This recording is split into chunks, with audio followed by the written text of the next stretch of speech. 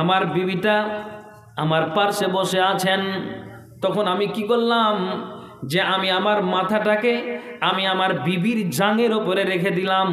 আর বিবির জাঙের ওপরে রেখে দিয়ে আমি সূরাগুলিনকে কোরআনের আয়াতগুলিনকে একটা একটা করে আমি পড়তে লাগলাম। আমার বিবি আমার মাথাটাতে হাত বুলাই আর আমি ওই কোরআনের সূরাগুলোকে আমি পড়তে পড়তে যাই, কোরআনের আয়াতগুলোকে আমি পড়ি। তো এটা আমার বিবিকে ভালো লাগছে যে আমার স্বামীটা আমার উরুরানে মাথা রেখে কোরআন তেলাওয়াত করতেছে। আর একটা স্বামী যদি কোরআন পড়তে জানে আর বিবির উরুরানে মাথা রেখে যদি স্বামী কোরআন তেলাওয়াত করে, তো বিবির উরুরানে মাথা রেখে কোরআন পড়া সুন্নাত। কি বললাম? কোরআন পড়াটা সুন্নাত। আর যদি ওই স্বামী যদি আপনার ওই বিবির উরুরানে মাথা রেখে আপনার কোরআনটাকে তেলাওয়াত করে, আর যদি বলো হলো তো পায়ে ঝিনঝিনি লেগে গেল, খালি এদিক ওদিক করছো তুমি করে, আচ্ছা বলেন এবার মহব্বত ভালোবাসা থাকবে? জি কোনোদিন থাকবে না। কবি কি বলছেন? এক হাতে কোনোদিন তালি বাজবে না, উভয় পক্ষ না হইলে প্রেম হয় না। স্বামীরে শোনো, যেমন তোমাকে ভালোবাসাটা দিতে হয় তো বিবি তোমাকেও ওইভাবে দিতে হবে। তোমার স্বামীটা নিজের আপনার মাথাটাকে তোমার উরুরানে রাখতে চেয়েছে আর আল্লাহর কালামকে বলার জন্য সে আদেশ নিয়েছে। যেমন আবু মুসা আশারি বলেন, আমি মাঝে মাঝে আমি আমার বিবির উরুরানে মাথা রেখে আমি কোরআনটাকে তেলাওয়াত করতাম, এতে আমার বিবি খুশি থাকতো আর আমিও আমার বিবিতে আমি খুশি হয়ে যেতাম। আল্লাহু আকবার। তাহলে এইভাবে উভয়কে রাখতে হবে ভালোবাসা। তুমি স্বামী পুরুষ তা বলে তুমি গাছের গোটা নাও, আর ও যে আপনার নারী তা বলে 36 কল্লা দেখাবে সেও গাছের গোটা নয়। দুজনকে কম্প্রোমাইজ করে চলতে হবে, তাহলে সংসার ঠিক থাকবে, নইলে কিন্তু আপনার ওই ভেজাল ঢুকে থাকবে। কেন? ইবনে আব্বাস বলছেন, কি বলছেন? যে যখন আমি বাড়িতে প্রবেশ করি তো আমার বিবিটা কি করে, আমার জন্য সুন্দর করে সাজগুজ করে বসে থাকে, মাথাটায় আপনার সুন্দর করে সিধাটাকে ফাটিয়ে থাকে, সুন্দর করে চিরুনি করেছে, তেল দিয়েছে, আপনার সুন্দর করে আমার বিবিটা আমার জন্য সাজগুজ করে বসে আছে, নতুন কাপড় পরিধান করেছে, সায়াকে পরিধান করেছে, আপনার সুন্দর করে আমার বিবিটা আমার জন্য সাজগুজ করেছে। ইবনে আব্বাস বলছেন যে যখন দেখলাম যে আমার বিবিটা আমার জন্য সেজেছে, তখন আমি কি করলাম যে আমিও আমার বিবির সামনে নতুন পোশাক পরিধান করলাম। যেমন আমার বিবিটা আমাকে আকর্ষণ করলো, দেখো স্বামীজান তোমার জন্য আমি আমার বডিটাকে খুলে দিয়েছি, এটা তোমার জন্য হালাল আছে। আল্লাহ তাআলা কোরআনে বলেছেন যে শুনে রাখো, এটা তোমার জন্য যেমন হালাল তো স্বামীটাও তোমার জন্য হালাল। তো ওই বিবিটা বলছেন, ও আমার স্বামীজান আমি তোমার জন্য আমার বডিটাকে খুলে দিয়েছি, গায়ের আমি চাদরটাকে সরিয়ে নিয়েছি, আমি আমার ব্লাউজটাকে আমি খুলে দিয়েছি, এই জন্য যে এতে তোমার মহব্বত বাড়বে, ভালোবাসা বাড়বে। কিন্তু শুনে রাখো, একটা নারী যদি জালসার বাহানাতে এসে আপনার ওই মেলাতে ঘুরে বাজারে ঘুরে মাথার কাপড়টাকে খুলে দেয় আর নিজের চাদরটা গা থেকে যদি নামিয়ে দেয়, যদি ওই বিবাহিত একটা নারী হয়, তাহলে এটা জেনে নিতে হবে যে ওই নারীটা কি করলো, একটা স্বামীর আমানতকে দেশে খিয়ানত করে চলে যায়। জালসার বাহানাতে এসে তুমি কোরআন আর হাদিসের আলোচনা শুনবে কি, তুমি মেলায় মাথায় কাপড় দিয়ে ঘুরো, স্বামীরে স্ত্রীরে তুমি এটা আমানতটাকে তুমি বিনষ্ট করেছো। তো ইবনে আব্বাস বলছেন যখন আমার বিবি আমার জন্য সেজে যায়, তখন আমি স্বামী ইবনে আব্বাস আমি আমার বিবির জন্য সেজে যাই। একবার বলেন সুবহানাল্লাহ। একটু বিরক্ত লাগছে নাকি আপনাদের? হ্যাঁ শুনেন, কত হাদিস নেবেন আপনাকে বলছে, বলেন কি বলছেন, বলেন। আপনাদের একটা খবর জানাচ্ছি, কাঁচা মাংস কিছু বেশি হয়ে গেছে। বলছেন যে যখন আমার বিবি আমার জন্য সাজে তো আমিও আমার বিবির জন্য সেজে যাই। আমার বিবি যখন ওই সেজে আমাকে মহব্বতের টানটা দেয় তো আমিও সেজে আমার বিবিকে মহব্বতের টানটা দিই। এই জন্য আপনাকে বললাম এক হাতে কোনো দিন তালি বাজবে না, উভয় পক্ষ না হইলে প্রেম হইবে না। স্বামী ভক্তি করো সদাই থাকিতে জীবন, স্বামী ভক্তি সতী সাদী করো প্রাণপণ। এ জমানার হাল চরিত্র যে সমস্ত দেখি, না বলিলে আল্লাহর কাছে আছে আখেরাতে ঠেকি। অনেক নারী ঠাট্টা করে বেগানার সাথে, আপন স্বামী ঘরে আসলে গাল ফুলিয়া থাকে, অন্য স্বামী দেখলে তারা হেসে কথা কয়, আর স্বামীর সাথে কটু কথা খবিস নারী কয়। যেই নারী কটু কথা, যেই নারী কটু কথা স্বামীর সাথে বলিবে, আগুনের ছুরি দিয়া জিহুব্বা কাটিবে। চোখ উল্টায় যেই নারী স্বামীর দিকে চাইবে, চোখ উল্টাইয়া যেই নারী স্বামীর দিকে চাইবে, ওই নারীর চোখে আপনার আগুনের সীসা তো ঢালিবে। খাবে পিবে নেক নারী পর্দার নিচে রবে, সদা যে চড়িবে নারী হেফাজতের সাথে। আমি বিবিকেও বলছি তো স্বামীকেও বলছি, আমি একতরফা বলি না, ঠিক আছে? তো আমি এটাই আপনাকে বলতে চাইছি, ইবনে আব্বাসকে আপনি ইতিহাসটাকে ফলো করুন, আর আমানতটা আপনার বিবির জন্য আপনার ইজ্জত, বিবি স্বামীর জন্য ইজ্জত, তুমি এটাকে ঢেকে রাখো। হলো ভাই, হলো হলো হলো আল্লাহ, আমি কয়ে দিচ্ছি ভাই রে, আচ্ছা কয়ে দিচ্ছি আমি ভাই। তো হ্যাঁ, এবার আপনাকে কি বলছি, ভাইজান ইবনে আব্বাস বলে যেমন আমি সাজি আর আমার বিবি সাজে আমার জন্য, তো আমিও তার জন্য সেজে যাই। তো একটা মেয়ে যদি আপনার বাড়ি থেকে বের হলো, এই আজকে কানন পাড়াতে জালসা আছে, চলো যাবে? বলছে হ্যাঁ যাবো না কেন। সুন্দর করে আপনার কপালে টিক দিল, সুন্দর করে সিধা করলো, গায়ে একটা চাদর দিল, না দিল বেরিয়ে গেল, জালসার নামে মেলাতে ঘুরছে। এখন তো বুঝতে পারছেন, খেলাতে যেরকম বাজার, জালসার তো সেরকম বাজার। তা আপনার ওই স্বামীর কথাটাকে অমান্য করে মেলায় মেলায় ঘুরছে। ইবনে আব্বাস বলছেন বিবি সাজা আমার জন্য, তো আমিও সাজি তার জন্য।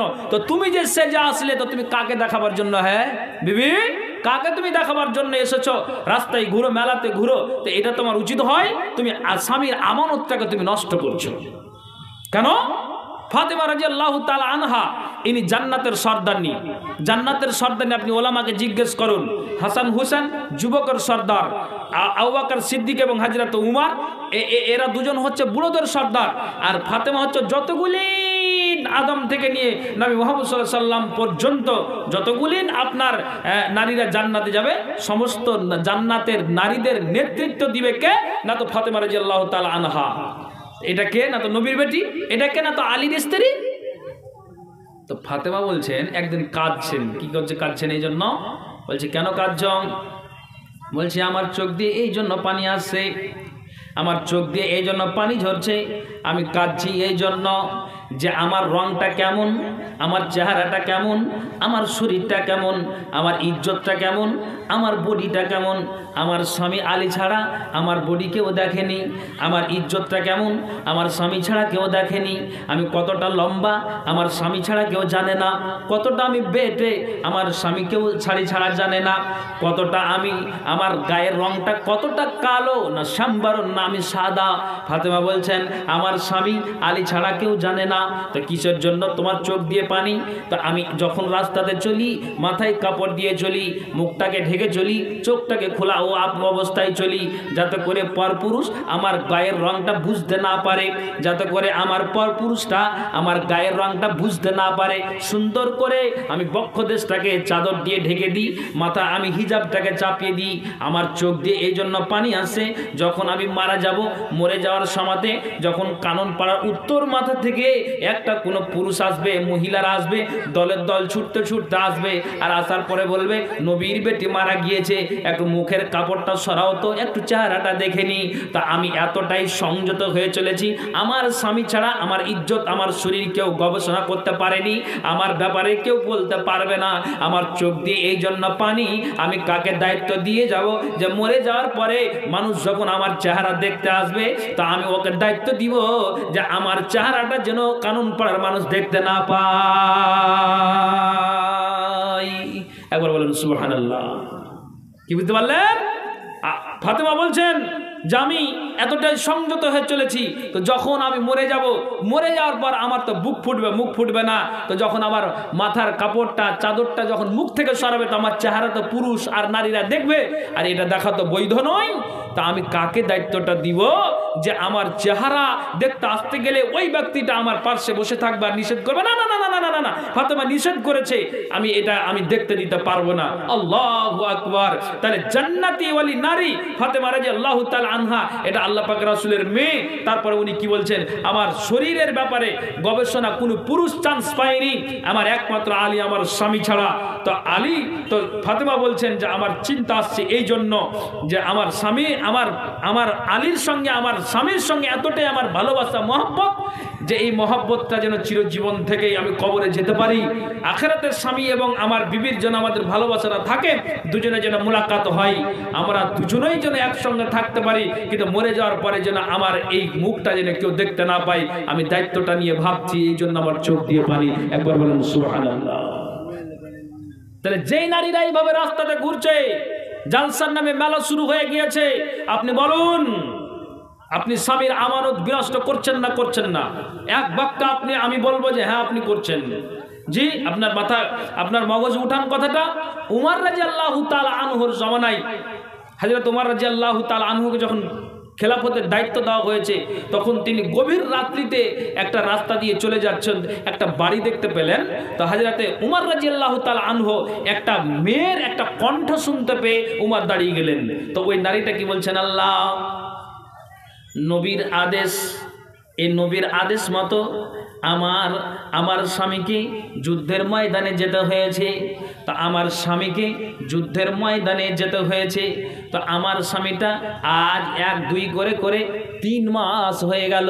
কোথায় আছে না, তো জিহাদের ময়দানে আছে, দ্বীনকে বাঁচাবার জন্য, কোরআনকে বাঁচাবার জন্য, ইসলামকে বাঁচাবার জন্য, দ্বীনকে রক্ষা করার জন্য। তা আমার স্বামীটা বাড়িতে নাই। তো আমি যে এই একাতে বাড়িতে আছি, আমার ডান দিকেও মানুষেরা ঘুমিয়ে আছে, বাম দিকেও ঘুমিয়ে আছে, চতুর্দিকে ঘুমিয়ে আছে। আমি এই গভীর রাত্রিতে, রাত্রি 12টা পেরিয়ে গিয়েছে, আমি একা এই নির্জনের বাড়িতে আছি। তা আমি যদি কোনো একটা বেগানা পুরুষকে ডেকে নিয়ে এসে আমার ইজ্জতটাকে লুটিয়ে দিই, তাহলে একমাত্র আল্লাহ ছাড়া পৃথিবীর কোনো মানুষ জানতে পারবে না। উমর এই কথাটা শুনতে পেলেন, আর উমরের চোখ দিয়ে পানি আসলো। কেন পানি আসলো? আল্লাহ রে, আমি যে যুদ্ধের ময়দানে পাঠিয়েছি দ্বীনকে রক্ষা করার জন্য। স্বামীরা তোমরা শোনো, 3 মাস 4 মাস ধরে তোমরা কেরালাতে আছো, মুম্বাইতে আছো, দিল্লিতে আছো, তোমার বিবির জন্য তুমি 10 দিন সময় দিয়ে যাও বাড়িতে, তুমি আর থাকিও না। সৌদি আরবে আছো, তোমার বিবির জন্য একটু সময়ের জন্য তুমি বাড়ি ফিরে এসো। উমারের কানে যখন এই খবরটা শুনতে পেল, হযরত উমর সঙ্গে সঙ্গে চিঠি লিখলেন যে অমুকের পুরুষ কোথায় আছো, তাড়াতাড়ি করে বাড়ি এসো, বিবির কাছে তুমি সময় দাও, নইলে এই বিবির সঙ্গে যদি ভালোবাসাটা তোমার ছিন্ন হয়ে থাকে, তো কিয়ামতের দিন আমি আল্লাহকে জবাব দিতে পারবো না। আবার বলেন সুবহানাল্লাহ। তাহলে এই হলো ভালোবাসা। তো ওই নারী কি বলছেন যে আমি এই জন্য আমি একটা বেগানা পুরুষের সঙ্গে সাক্ষাৎ মুলাকাত করতে পারছি না, যেটা আমার স্বামীর আমানত, আমি স্বামীর আমানতটাকে আমি বিনষ্ট করতে চাইছি না। আল্লাহু আকবার। আমি আমার স্বামীর আমানতটাকে বিনষ্ট করতে চাইছি না। তাহলে এইভাবে যদি আমানত একটা বিবি আর স্বামী রক্ষা করে চলে, তাহলে আপনি বলুন স্বামী আর বিবির ভালোবাসাটা বাড়বে না কমবে? হ্যাঁ না বলুন? বাড়বে। এই জন্য আল্লাহ বলছেন, ওমিন আয়াতিহি আন খালাকা লাকুম মিন আনফুসিকুম আজওয়াজাল লিতাসকুনু ইলাইহা ওয়া জাআলা বাইনাকুম মাওয়াদ্দাতাও ওয়া রাহমা।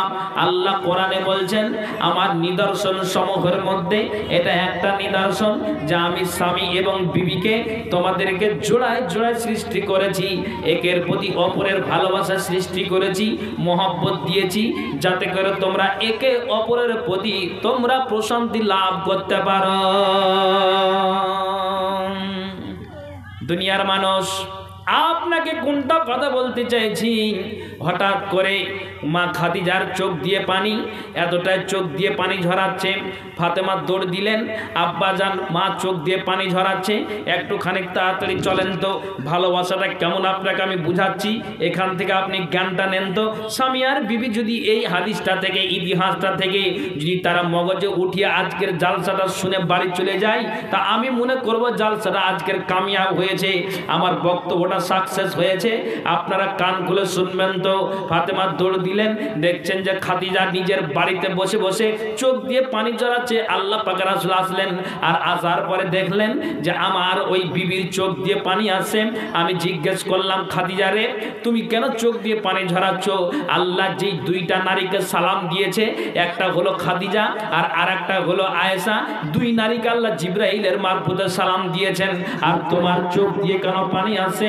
সঙ্গে সঙ্গে ওই খাদিজা বলছেন, স্বামী গো, আমি এই জন্য কাঁদছি, আপনি আখেরি নবী, আপনি আমার স্বামী, আমার চোখ দিয়ে এই জন্য পানি আসে। আপনার মুখ থেকে আমি বলতে শুনেছি কবরে একটা দুইটা করে করে তিনটা প্রশ্ন করা হবে, আর আপনার বাড়িওয়ালি খাদিজা যদি কবরে ওই তিনটা প্রশ্নের উত্তর না দিতে পারে, তো যতদিন কিয়ামত সংঘটিত না হবে ততদিন পর্যন্ত তোমার বিবির কবরে আযাব চলতেই থাকবে। তা আমি যদি উত্তর না দিতে পারি, তো আমি এই জন্য আমার চোখ দিয়ে পানি আসে। আল্লাহ পাকের রাসূল গো, আপনাকে একটা আমি অনয় বিনয়ের সাথে বলছি, আমি আপনাকে করজড়ো করে বলছি, আপনি আখেরি নবী, আপনাকে যে কথাটা আমি বুঝাতে চাইছি আমার দিয়ে খেয়াল করবেন তো। আমি আর বাঁচব না, দুনিয়া ছেড়ে চলে যাব, মানুষকে বাঁচতে আসেনি, সবাইকে একের পরে এক, আজ আপনার তো কাল আমার, এই করে করে মানুষকে দুনিয়া ছাড়তে হবে। খাদিজা বলছেন, আমি কাঁদছি এই জন্য, কবরের তো তিনটা প্রশ্ন বলে ভয়, আর আপনি শুনেন তো, আপনার সঙ্গে আমার এতটা ভালোবাসা, এতটাই মহাব্বত, এতটাই আপনাকে ভালোবাসি নবীজি গো, আপনি আমাকে এতটাই ভালোবাসেন, কত ভালোবাসা আপনি দেখেন তো। খাদিজা বলছেন, স্বামী যান, আপনি বাজার থেকে আপনি সুন্দর করে মিনালগড় স্টেশনের পাশে যে আপনার কাপড়ের দোকান আছে, আপনার জন্য যেখানে সেখানে টাউন বাজার আছে, ভালুকা বাজার যাবেন, হরিশ্চন্দ্রপুর যাবেন, কোনো একটা জায়গাতে যাবেন, আর সুন্দর দেখে যখন আপনার খাদিজা মারা যাবে নতুন কাফনের কাপড় আপনি কিনে নিয়ে আসবেন।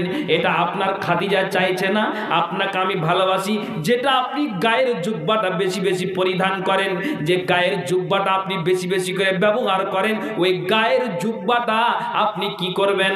আপনি গায়ের জুব্বাটাকে খুলে দিবেন, আর ওই জুব্বাটাকে আপনি খাদিজার কাফনে পরিণত করবেন। বাজার থেকে নতুন কাফনের কাপড় কিনে নিয়ে আসতে হবে না। পৃথিবীর মানব খাদিজা এই জন্য নবীজিকে বললেন, আপনাকে ভালোবাসি, আপনি আমাকে ভালোবাসেন, আপনার চলা আপনার ফিরাটা সারা বিশ্বের চরিত্র নাম্বার 1 আপনি মানুষ। তা আপনার যেটা গায়ের ব্যবহৃত জুব্বা, আপনি ওই জুব্বাটাই খাদিজার কাফনে পরিণত করবেন। আর আপনাকে এটা কথা বলছি, আপনি নিজেই আপনি ভালোবাসার টানে এতদিন আপনার সঙ্গে ঘর সংসার করছি, কিন্তু নবীজি গো, আপনি আমার স্বামী, আখেরি নবী, দুনিয়ার মানুষ আপনাকে জানে, আপনি শেষ নবী জনাবে মুহাম্মদুর রাসূলুল্লাহ, একবার পড়ুন সাল্লাল্লাহু আলাইহি ওয়াসাল্লাম। শুনেন তো, যখন আমি মারা যাব সুন্দর করে চাদর দিয়ে আপনি ঘিরে দিবেন, আর ঘিরে দেওয়ার পরে মানুষ যদি ওই কানন পাড়ার উত্তর মাথা থেকে দক্ষিণ মাথা থেকে তারা যদি দেখতে আসে, তাহলে আপনি এটাই অন্তত খবর দিবেন, না না না, আমার বাড়িওয়ালি খাদিজাকে দেখতে দেওয়া যাবে না। এটা আপনি দায়িত্ব নেন তো। নবীজি বলছেন, খাদিজা রে, আমি তোমার কথাতে রাজি। তারপরে আবার খাদিজা বলছেন, আল্লাহ পাক রাসূল গো, শুনে রাখুন তো, আপনাকে যেই কথাটা বলছি, আপনি নিজেই হাতে আপনার হাত দিয়ে আমাকে গোসল দাওয়াবেন, নিজেই ওই গায়ের জুব্বাটা আপনি খাদিজার কাফনে পরিণত করবেন। আর আপনাকে বলছি, কবরে যে তিনটা প্রশ্ন করা হবে, ওই তিনটা প্রশ্নের জবাব আপনার খাদিজা যতক্ষণ পর্যন্ত না দিতে পারবে, কিন্তু শুনে রাখুন তো, আপনি ওই কবরের পাশে দাঁড়িয়ে থাকবেন। কেননা যখন আমি মারা যাব, উমার যাবে, আবু বকর যাবে, আলী যাবে, উসমান যাবে, আব্দুর রহমান বিন আওফ যাবে, যতগুলি আপনার এই দেশে মানুষগুলি মক্কা নগরীতে আছে, সবাই আপনার আমার জন্য যাবে মাটি দেওয়ার জন্য, যার দিকে বাড়ি সেই দিকে রওনা দিবে। কিন্তু আল্লাহ পাকের রাসূল গো, আপনার খাদিজার যতক্ষণ পর্যন্ত কবরের তিনটা প্রশ্নের উত্তর না দেওয়া হবে, তৎক্ষণাৎ আপনি কবর থেকে আসবেন না। ভালোবাসাটা কেমন আপনি কথাটা বুঝতে পারছেন তো? মাথা উঠছে কথাগুলো তো? ভালোবাসা কেমন আপনাকে এটা বুঝাতে চাইছি। আল্লাহ পাক রাসূল বলছেন, যা বলছে খাদিজা, আমি তোমার টোটাল কথাটাতে রাজি। আল্লাহু আকবার, আমি তোমার টোটাল কথাটাতে রাজি। এই কথা শুনে আল্লাহ পাক রাসূল বলছে, হ্যাঁ খাদিজা রাজি। খাদিজা দুনিয়া থেকে বিদায় হলো। নবীজি কি করলেন? নিজের গায়ের যেটা জুব্বা, ওই জুব্বাটা খাদিজাকে কাফনে পরিণত করলেন। নবীজি নিজেই গোসল দাইয়ে দিলেন। তারপরে নবীজিকে দাফন করা হবে। তো আল্লাহ পাক রাসূল ওই কবরের কাছে দাঁড়িয়েই আছেন। কেন? খাদিজা বলে গিয়েছেন, আপনাকে আমি একটা কথা বলছি, এটা কখনো হবে যদি স্বামী আর বিবির ভালোবাসাটা মহব্বতটা বেড়ে থাকে, তখন স্বামী আর বিবির আপনার এই টানটা থাকবে। নইলে দেখবেন তো স্বামী আর বিবির অনেক সময় আপনার এরকম ঝামেলা দেখতে পাওয়া যায়, শুনতে পাওয়া যায় যে আপনার মধুর মিলন করে নেওয়ার পরে কি আপনার হয় আর না হয়, আপনার স্বামীও মুখটাকে এড়িয়ে চলে, বিবিও মুখটাকে এড়িয়ে চলে। জেনে রাখো তো, স্বামী তুমি তোমার বিবিকে যদি অকাত্য ভাষায় তুমি গালি দাও, আর বিবিও তোমাকে যদি নোংরা ভাষায় গালি দেয়, ওই বাড়িতে তোমার বরকত কমে যাবে। পৃথিবীর মানব, আপনাকে আমি যেটা কথা বলছি, নবীজি দাঁড়িয়ে আছেন, কিন্তু আল্লাহ তাআলা বলছেন, ওগো জিবরাইল তুমি যাও, আমার কেন হাবিব, তার মানে আমার দোস্ত, আমার বন্ধু আখেরি নবী কেন ওই কবরের পাশে দাঁড়িয়ে আছেন? কিন্তু আল্লাহ তো জানেন যে আমার হাবিব কেন এই কবরের পাশে এইভাবে দাঁড়িয়ে আছেন। জিবরাইল আসলেন, আর আসার পরে নবীজিকে বললেন, ও ইয়া রাসূলুল্লাহ, আল্লাহ পাক রাসূল আপনি বলেন তো কেন আপনি এই জায়গাতে কবরে কেন আপনি দাঁড়িয়ে আছেন? যার যেই দিকে বাড়ি সবাই নিজের নিজের বাড়ির দিকে চলে গিয়েছে, আর আপনার চোখ দিয়ে কেন পানি, আর আপনি এই কবরের কাছে আপনি দাঁড়িয়ে আছেন? তো আল্লাহ পাক রাসূল বলছেন, আমার বিবি আমাকে এই কথা বলে দিয়েছেন, যতক্ষণ পর্যন্ত কবরের প্রশ্নের 3টা উত্তর না দেওয়া হবে তৎক্ষণাৎ আপনি আসবেন না। তা আমি এই জন্য দাঁড়িয়ে আছি। নবীজিকে জিবরাইল বলছেন, আল্লাহ পাক রাসূল গো, যেই দিন আপনার এবং আপনার বাড়িওয়ালি খাদিজার ওই বাড়িতে আপনার মহব্বতের আলোচনা হয়, ভালোবাসার গল্প হয়, প্রেমের কাহিনীগুলো হয়, দুজন দুজনে আলোচনা করেন, সেই দিনে আপনার বাড়িওয়ালি খাদিজার আল্লাহ তাআলা কবরের জবাবের ব্যাপারে, প্রশ্ন উত্তরের ব্যাপারে আল্লাহ তাআলা সেদিন এই ব্যবস্থা করে দিয়েছেন। একবার বলুন সুবহানাল্লাহ। কি বুঝতে পারলেন? এটা ভালোবাসার টান। এই জন্য আল্লাহ কি বলছেন, ومن آياته أن خلق لكم من أنفسكم أزواجا لتسكنوا إليها وجعل بينكم مودة ورحمة। ভাইজান, এই হলো ভালোবাসা। যদি এইরকম ভালোবাসা মহব্বত আমার আপনার থাকে, স্বামীর প্রতি বিবির প্রতি স্বামীর, তাহলে আপনি জেনে রাখুন সংসার আপনার ঠিক থাকবে, নচেত নয়। তাহলে এই যে আপনি দেখেন, ইবনে আব্বাস কি বললেন, বিবি যেমন সাজে তো আমি সেজে যাই। নবীজি কি বললেন, খাদিজা বলছেন, তো আমি চোখের পানিগুলো মুছিয়ে দিলাম। কিসের টান? এটা ভালোবাসার টান, এটা মহব্বতের টান। তাহলে এই ভালোবাসা যদি আমার আপনার স্বামী বিবির প্রতি, বিবি স্বামীর প্রতি যদি থেকে থাকে, আর এইভাবে যদি থাকে, আর সংসারকে মেনটেন করে চলেন, এটা আপনি জেনে নেন তো রাসূল বলছেন যে শুনে রাখো, ওই সংসার আপনার সুখের হবে, কোনো দিন আপনার ওই সংসার অভাব অনটন হবে না। আপনি মাথায় উঠান, আপনাকে বলছি, আল্লাহ পাক রাসূল বলছেন, শোনো স্বামী, তুমি শোনো, তুমি স্বামী হয়ে গেলে গাছের গোটা নয়। তোমাকে একটা ওসিয়ত করছি, রাসূলের হাদিস বলছে, বাড়িতে কি আছে, তুমি এখান থেকে কি করলে, 1-1.5 কেজি জিলাপি কিনলে, কথা বুঝছেন জি ভাই, আমার দিকে খেয়াল আছে তো? বিবিটা আপনার বলেনি, কিন্তু আপনি 1 কেজি 1.5 কেজি জিলাপি কিনেছেন, মিষ্টি কিনেছেন, আর কিছু নিয়েছেন, নিয়ে যাওয়ার পরে তখন রাত 11টা বলছে, রহিমার মারে একটা উঠতো রে না, কেন জি জিলাপি লিয়ে নিলাম, তো নাও এসো, উঠো উঠো উঠো উঠো উঠো। আপনি মহব্বতের টান দিয়ে বলছেন, বিবি না ঝাঁকুনি দিয়ে বিবি উঠলো। উঠার পরে রাসূল বলছেন, আপনি 1 কেজি জিলাপির মধ্যে থেকে পলাতিন থেকে একটা জিলাপিকে টানলেন, আর টেনার পরে তখন আপনি বলছেন, বিবি রে লেখা, তুমি আমার বিবি, এটা ভালোবাসার খাতিরে আমি জিলাপিটা নিয়ে এসেছি, এটা নতুন কোনো খাবার নয়, কিন্তু তোমাকে বলে আমার স্মরণ হয়েছে। নবীজি বলছেন যে ওই তুমি 1 কেজি 1.5 কেজি জিলাপির মধ্যে থেকে তুমি একটা জিলাপি টেনে তোমার বিবির মুখে দিয়েছো। আল্লাহ পাক রাসূল বলছেন, শুনে রাখো, এটা তুমি নেকি পেলে, মহব্বত পেলে, সংসারে আপনার সুখ আসবে, বরকত আসবে, ঝামেলা আসবে না, মহব্বত বেড়ে যাবে। যে আমার স্বামী আমাকে গভীর রাত্রিতে একটা হতে গেল আমাকে মিষ্টি দিয়েছে। আল্লাহ পাক রাসূল বলছেন, শুনে রাখো স্বামীরা, কান খুলে শোনো, যদি তুমি মহব্বতের টানে সংসারের প্রতি, ছেলের প্রতি, তুমি তোমার বিবির প্রতি খরচ করো, আল্লাহ পাক রাসূল বলছেন, বিবির প্রতি খরচ করা, সংসারের ছেলের প্রতি খরচ করা, এটাও সাদকা হিসাবে গণ্য হয়ে যায়। আর স্বামী আপনার যেন যখনই এই কাজটা গভীর রাতে মহব্বতের প্রেমটা দেখিয়ে দিবে, বিবির ভালোবাসাটা আপনার বেড়ে যায়। ঠিক বলবো না ভুল বললাম? বলেন জি।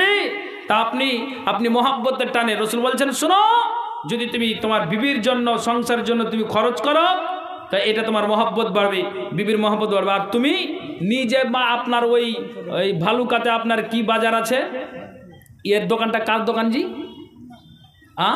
অমলার দোকান, ওখান থেকে আপনি জিন্সের প্যান্ট নিয়েছেন আর আপনি নিজে একটা ভালো সুন্দর একটা টি শার্ট নিয়েছেন, গায়ে দিয়ে আসছেন, আর বাড়িতে আপনার বিবিটা ঠেঠি কাপড় পরিধান করে আছে, আঁচলটা যদি আপনার বক্ষ দেশটাকে ঢাকছে তা আঁচলের আপনার কোনো একটা অংশ ছিদ্র আছে, আর আপনি স্টাইল করে রাস্তায় ঘুরছেন, আপনি বলুন এর জবাব আপনাকে কিয়ামতের দিন লাগবে? তা আপনি এদের থেকে আপনার ভালোবাসা থাকবে জি? ভালোবাসা থাকবে? হ্যাঁ না বলুন না জি? আপনার তো জিন্সের প্যান্ট দেখো, আর মুখ তো আপনার 2.5 কেজি হয়ে যাবে, হবে না? তো তুমি এক জিন্সের প্যান্ট আর একটা শার্ট নিয়েছো, তো তোমার বিবির জন্য অন্তত একটা ব্লাউজ তো দিতে পারতে কি পারতে না বলুন? তো কেন আপনার এত কেন মানে লাগলো, ভারী কেন হলো? তাহলে এইভাবে যদি আপনি নিজের স্বার্থটাই চালাবেন, তাহলে সংসারে মহব্বত ভালোবাসা বিবির প্রতি আসবে, থাকবে না? আপনাকে ভালোবাসাটা দেবে। এই জন্য আপনাকে কি বললাম শুরুতে, এক হাতে কোনো দিন তালি বাজবে না, আর উভয় পক্ষ না হইলে প্রেম হইবে না। আমি আপনাকে দুটোই মিলিয়ে বলছি। অনেক কথা আছে, অনেক হাদিস আছে, শুধু বললেই হয় না। আপনাকে একটা কথা বলি, যেহেতু আমার মালাকুল মত চলে এসছে, আর 5 মিনিট পরে আমার দম যাবে, বুঝতে পেরেছেন? আপনাকে একটা কথা বলছি, একটা কথা মাথায় রাখুন।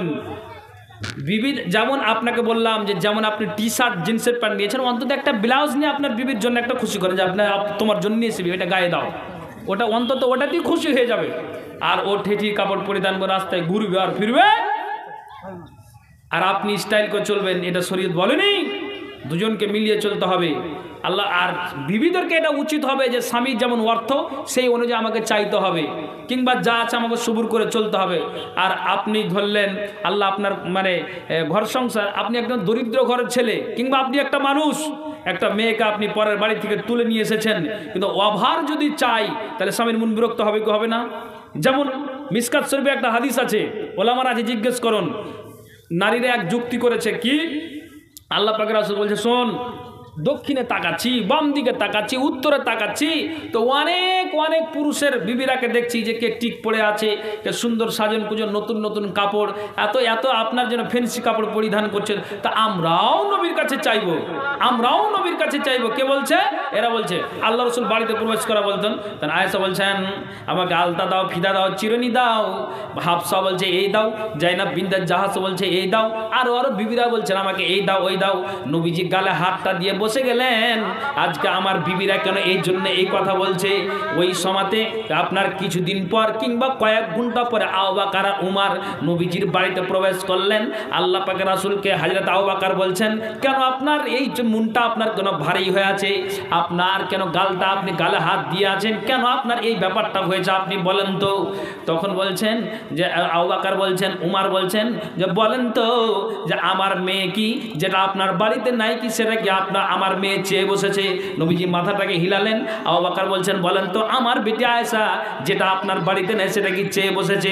নবীজি মাথাটাকে হিলালেন। ফাকামা উমর এলা হাফসা, উমর দাঁড়িয়ে গেলেন আর তার বেটির চুলের ঝুঁটিটাকে ধরে নিলেন আর আপনার একটা তামাচা লাগিয়ে দিল, এই জন্য তামাচা মেরে দিল। বল রে বেটি বল, তোমার স্বামীর কাছে যেটা থাকবে সেটা চাইবি, অভার কিছু চাইবে না। কিন্তু জামাইয়ের বাড়িতে যদি বেটি অভাবে থাকে তাহলে পুরুষরা কি বলে, বেটি চলাই চলাই, তার ভাত খেতে আমরা দেব না। কটা প্রমাণ নেবেন, এরকম আছে না নাই? তো উমার তখন দাঁড়িয়ে গেল, তা বলছে ফাঁকা উমার এলা হাফসা। উমার তখন কি করলে ওর বেটির চুলে ঝুটি বলছে নবীর কাছে যেটা থাকবে না সেটা চাবি বল। তখন এরা তবা করলো না আর চাইবো না। আবু বকর তখন সেই কথা মতো তারও বেটির চুলের ঝুটি দিয়ে বলছে বল আর চাইবেই, বলছে না আর চাইবো না। তাহলে বিবিকে এটা উচিত হবে যে আমার স্বামী টি শার্ট আর জিন্সের প্যান্ট যখন আপনার অমলার দোকান থেকে নিয়ে এসছে তো আমার জন্য বেলা জিনিস ইয়াতি আলহামদুলিল্লাহ। আর যদি আপনার ও যদি বলে তুমি টি শার্ট দিলা, তুমি জিন্স প্যান্ট পরলে, তো আমাকে জিন্স প্যান্ট দাও, আমাকে টি শার্ট দাও, আমাকে তাহলে সংসার ঠিক থাকবে না। থাকবে জি ভাই, থাকবে না। আল্লাহ বলছেন ওমিন আয়াতিহি আন খালাকালাকুম মিন আনফুসিকুম আজওয়াজাল লিতাসকুনু ইলাইহা ওয়াজআলা বাইনাকুম মাওয়াদ্দাতাও ওয়া রাহমা। জি, ভালোবাসা মহব্বত উভয়কে এই কম্প্রোমাইজ করে চলতে হবে, তাহলে থাকবে ভালোবাসার রজত, নয় তা তো সংসারের সুখ কোনোদিন হতে পারে না, কোনোদিন হতে পারে না। স্বামী যদি চড়া হয়ে যায় তো বিবি তুমি একটু রাগটাকে মাটি করে দাও, বিবি একটু যদি চড়া হয়ে যায় কোনো কারণবশত তুমি একটু রাগটাকে মাটি করে দাও, হ্যাঁ এইভাবে, তাহলে সংসার ঠিক। তা ভাই লম্বা করবো না, অনেক কথা আছে, শুধু শুনলে হয় না। আমি কি বলেছি দুটো কথা শুনেন কিন্তু আমল করার চেষ্টা করুন ভাইজান আমার। আমি আপনাকে বলছি এটা উন্নতি কল্পে জালসা। তো আমি আপনাকে ভাই বলেন তো এখানে যে আমরা 15টা মিনিট উঠবো না এখন, বলেন ইনশাআল্লাহ, বলেন না যে ইনশাআল্লাহ। মাথা কেন ভারী হচ্ছে যে ভাই, আয় আল্লাহ, বলেন ইনশাআল্লাহ। আপনি ইনশাআল্লাহ বললেন তো আপনার কি নেকি হলো না? নেকি হলো। এবার সবাই এক বাক্যে বলেন তো ইনশাআল্লাহ, আলহামদুলিল্লাহ। তাহলে আমি সরাসরি কোনো কথা না বলে, কোরআন আছে মৌলানা? কোরআন নাই। আমি আপনাকে একটা কথা বলছি, কথাটা শুনবেন, ভালো করে বোঝার চেষ্টা করবেন। কয়েকটা ইতিহাস ছিল স্বামী আর স্ত্রীর ব্যাপারে, আমি ওই দিকে যাচ্ছি না, শুধু আপনাকে বুঝাতে চাইছি যে আপনি দান করবেন মসজিদে, মাদ্রাসায়, কবরস্থানে, ঈদগাহে, যে কোনো উন্নতি কল্পে জালসা হলে আপনি দান করুন, ঠিক আছে, ভালো কথা, আলহামদুলিল্লাহ। আমি সরাসরি যাচ্ছি বিবির দিকে আর পুরুষের দিকে। আমি আপনাদেরকে বলতে চাইছি এটা মসজিদের উন্নতি কল্পে জালসা। আপনি বাজারে যাবেন, আপনি 200 টাকা বাজার করবেন, কুটুম এসেছে, মাংস নিয়েছেন, এই করেছেন, ওই করেছেন, খরচ করেছেন দুনিয়ার জন্য, কিন্তু আপনি এই 1000, 500, 2000, 5000 যদি আপনি আল্লাহর রাস্তায় মসজিদের ঘরে দেন, তাহলে এটা আপনার কি হবে? আখিরাতে আল্লাহর ব্যাংকে জমা থাকলো। তাহলে আমি সরাসরি এটাই কথা বলতে চাইছি, আপনারা একটু আল্লাহর ওয়াস্তে অন্তত 5 ওয়াক্ত নামাজ, কোন আল্লাহর বান্দা আছেন যে 5 ওয়াক্ত নামাজ, কোন আল্লাহর বান্দা আছেন, জোহর থেকে শুরু করছি, কোন আল্লাহর বান্দা আছেন 5টা কলম, তার ভিতরে একটা কোন আল্লাহর বান্দা আছেন? আমি জানি যে 5000 দিতে পারবেন, 2000 দিতে পারবেন, 3000 দিতে পারবেন। তা আমি অন্তত সর্বপ্রথম এটা আমি নিম্ন করে 5টা কলম ঘুষে যাই, 1000 টাকা কে পারবেন বলেন তো? কোন আল্লাহর বান্দা আছেন যে আমি দিচ্ছি? আমি দিচ্ছি। মা বোন আপনাদেরকে বলছি যে কে আছেন যে ওই খাদিজার মতো, যেমন খাদিজার নিজের মালগুলোকে আল্লাহ রাস্তায় দান করেছিলেন, আমি আপনাকে বলছি কোনো কে আছেন নারী যে এই আপনার সুন্নাতি দানগুলো, নাকের কানের, হাতের পায়ের আংটি, গলার হার, আপনার চুড়ি, যা কিছু আছে বা টাকা পয়সা, ধন দৌলত আপনার আঁচলে যা আছে আপনি খুলে একটু দিতে পারবেন? আপনাদেরকে বলছি কেউ আছে পারবেন? এখন মেয়েদের পক্ষ থেকে আলহামদুলিল্লাহ 8880 টাকা কিছুক্ষণ আগে এসেছে। আল্লাহ তুমি এ দানকে সাথে গ্রহণ করো। আর আরো এটা আল্লাহর কাছে আশা করা যায় যে অবশ্যই মা বোনা আরো কিছু দিবে। ভাই 1000 টাকা কেউ আছেন কি? বলবেন না মালা না আমার কিছুতে নেই, আমি সকালে দেবো বা 8 দিন পরে দেবো। আপনি এখানে লিখে দেন, ভাইয়েরা এই আলেম সমাজেরা এখানে বসে আছেন, ওনারা লিখছেন, তো ওনারকে আপনারা একটু ইশারা দিয়ে লিখিয়ে দেন কে আছেন বলেন 1000 টাকা যে মৌলানা আমি দিচ্ছি, বলুন সরাসরি, কোনো আমি ভূমিকা না ধরে, কোনো ইতিহাস দ্বারের কথা না বলে আমি সরাসরি এটা কথা বলছি। এটা হলো ইমানের পরীক্ষা। কে আছেন আল্লাহর ওয়াস্তে যে হ্যাঁ আমি দিচ্ছি? আছেন কি কেউ? আছেন কি বলেন? 1000 টাকা কেউ আছেন কি? 5টা কলম চেয়েছি, বেশি বলিনি। মা বোন যদি আপনাদেরকে বলছি অন্তত 2 জন মিলিয়ে 500 করে 1000 আপনারা তো দিতে পারবেন, যেহেতু আপনাদের দান এসেছে আলহামদুলিল্লাহ। 1000 টাকা কম হয়ে গেল, দিয়েছে আলহামদুলিল্লাহ। এই নানা যান উনি 1000 টাকা আল্লাহ মসজিদকে দিয়েছে। আল্লাহ ডাক্তার ইসমাইল আল্লাহ গো, এর দানকে আল্লাহ তুমি সাথে গ্রহণ করো। যে আশা দান দিয়েছে মুনের বাসনা উদ্দেশ্য আল্লাহ তুমি পূরণ করো, আমিন সুম্মা আমিন বিরহমাতিকা ইয়া আরহামার রাহিমিন। আর একটা কলম বলেন তো ভাই, আল্লাহ বলছেন ওয়া খালাকনাকুম আজওয়াজা, প্রত্যেক জিনিস জোড়া জোড়া। যেমন আমি স্বামী আর বিবির কথা বললাম, আল্লাহ বলছেন প্রত্যেক জিনিস জোড়া জোড়া। কে আছেন যারা 1000 টাকা দিতে পারবেন? আমি দিচ্ছি, আমি দিচ্ছি। এটা কে আছেন পারবেন বলেন? যদি 1 কলম হলো আর একটা কলম আমি চাইছি ভাই, এটা আপনার লস যাবে না, আপনার কমে যাবে না। জি আকাশেতে নাই রে সূরজ কি করিবে তারা, না না আর 500 টাকা দেন না, না হ্যাঁ 500 আছে, লেখে দেন। বাড়ি আমার এখানে নাই। ও কোথায় বাড়ি? জিয়াগাছি বাড়ি, আমি জামার বাড়িতে এসেছি। জিয়াগাছি বলতে যে আপনার ওই হইমালার বাড়ির ওখানে জিয়াগাছি। আচ্ছা যা হোক আলহামদুলিল্লাহ। তাহলে একজন এই নারা 500 টাকা দিয়েছে, একটা এটার জোড়া হতে পারবেন কি? আর 500 টাকা কেউ দিতে পারবেন? দাদরি বলুন, দাদরি বলুন কে আছেন 500 টাকা দিয়ে? আচ্ছা মা বোনের কাছে আর কি চাদর পাঠালে হয়? 500 নগদ করেন আর 500 বাকি। 500 নগদ 500 বাকি আলহামদুলিল্লাহ। 2টা কলম হলো, আর 3টা কলম বাকি আছে। কে আছেন বলেন তাড়াতাড়ি? বলেন আকাশেতে নাই রে সূর্য কি করিবে তারা, যে নারীর স্বামী নাই রে দিনে অন্ধহারা, অমর প্রতিধন জানবাচে না স্বামীর জন্য মহরি। আকাশেতে নাই রে সূর্য কি করিবে তারা, যে নারীর স্বামী নাই রে দিনে অন্ধহারা, অমর প্রতিদন জানবাচে না স্বামীর জন্য মহরি। ভাইজান 500 টাকা হলো, আপনি একটা কলম বলেন, 2 কলম হয়েছে আর 3 কলম বাকি আছে। আসুন একটা আল্লাহ বলুন, কে আছেন, কে পারবেন বলুন? আল্লাহ আসুন। 5000 10,000 পার্টি, মোটা অঙ্কের পার্টি আছেন বা কালেকশন হয়েছে বা দিয়েছেন, এটা শুনেছি। একটা চাঁদা হয়েছে, কালেকশন হয়েছে।